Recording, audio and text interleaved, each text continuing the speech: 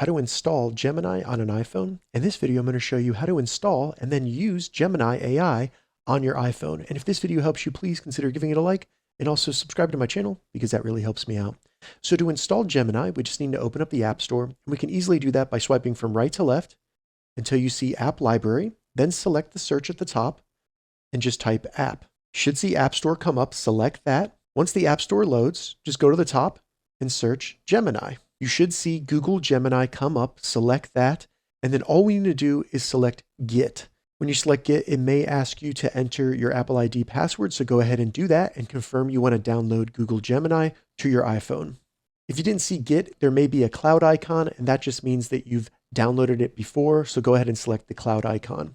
So give it some time to install, and once it's done installing, select Open. Once it opens, you'll need to log into your account. And if you already have any Google apps on your iPhone, such as maybe Google Maps, Gmail, or YouTube, it'll detect those logins, and all you'll need to do is select Continue As. So that's what I'm going to do. It'll then log me in, and then you'll be welcome to Gemini. From here, you need to accept some terms.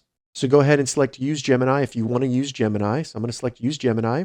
And then once we're in here where it says your name up there, all we need to do to start using Gemini is go down where it says Ask Gemini. And that's where you can type any prompts.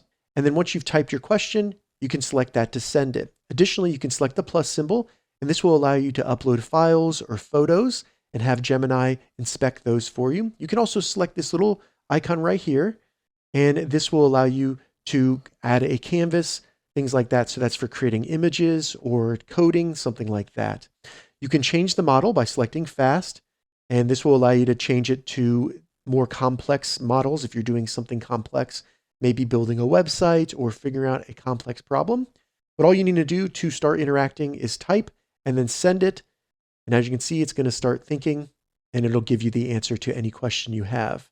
Now, keep in mind, in these results, you can listen to it by selecting that little speaker icon. At the bottom, once you've started a chat, you can start talking to Gemini, and it'll talk back to you by selecting the microphone. Or you can create a new chat by selecting this little new chat icon. Up here in the top left, we have a menu button. If you select that, that's going to open it up so you can see your past chats. You can also start a new chat, and you can search your chats right there.